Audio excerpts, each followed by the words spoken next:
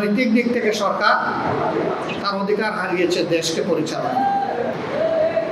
চাঁদা দিতে অস্বীকার করলেই তাদের উপর বিপদ নেমে আসছে।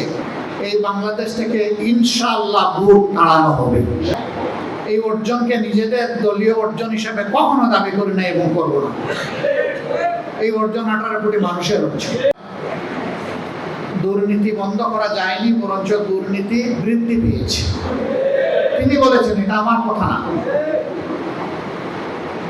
তার বাসায় সবাই দুর্নীতিতে লিপ্ত, একজন ছাড়া তিনি তারেক রহমান সাহেব।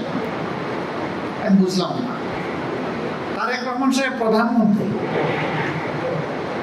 তিনি চান না, অথচ দুর্নীতি সবাই করে, এটা কিভাবে হলো?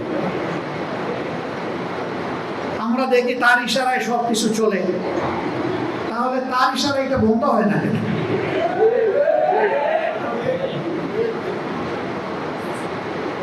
আল্লাহ ভালো জানেন, মাথা থেকে পায়ের পাতা পর্যন্ত একই, সবকিছু একই কিনা আল্লাহ ভালো জানেন।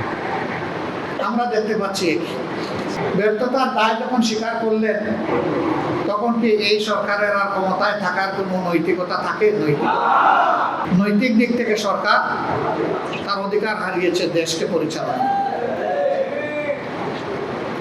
তিনি তো প্রেসের সামনে খোলামেলা বলেছেন, তো এটা তো গোপন কোনো কথা না। এটি হচ্ছে এই সরকারের আমলের বাস্তব চিত্র। ফেডারেশনের 12 দফা দাবি আমি দেখলাম এক এক করে, এবং এইখানে তার কিছু ফেস্টুনও টানানো আছে। দাবিগুলো করতে হবে কেন? এটাই তো হওয়া উচিত সমাজে। করতে হচ্ছে এই কারণে যে সমাজে ন্যায্য অধিকারটা প্রতিষ্ঠিত হয় তো নাই, বরঞ্চ অধিকার নিয়ে কাড়াকাড়ি হচ্ছে। চাঁদাবাজদের হাতে যেখানে সেখানে পরিবহন শ্রমিকরা তারা নাজেহাল হচ্ছেন। চাঁদা দিতে অস্বীকার করলেই তাদের উপর বিপদ নেমে আসছে। তাদেরকে মারধর করা হচ্ছে, আহত করা হচ্ছে, গাড়ি ভেঙে দেওয়া হচ্ছে। কারা করছে? সরকারি দলের লোকেরা করছে, এটা পরিষ্কার।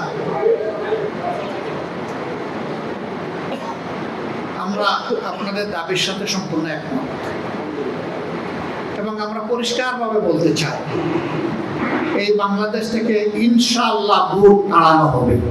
রক্ত তো সবাই মিলেই দিয়েছি। আমরা জুলাই এই অর্জনকে নিজেদের দলীয় অর্জন হিসেবে কখনো দাবি করি না এবং করব না। এই অর্জন 18 কোটি মানুষের অর্জন। আমি সকলকে অনুরোধ করব, এককভাবে কেউ যেন কৃতিত্ব দাবি না করে। ব্যক্তি হোক, দল হোক, গোষ্ঠী হোক, এইটা কারো একার নয়। 10 মাসের যে সন্তানকে মা তুলে নিয়ে রাস্তায় নেমে এসেছিলেন, ওই সন্তানের দাবি কি ছিল? ওই সন্তানের দাবি তার মায়ের মুখ দিয়ে বের হয়ে এসেছিল যে আমার সন্তান আগামীতে একটা বৈষম্যহীন বাংলাদেশ দেখতে চায়।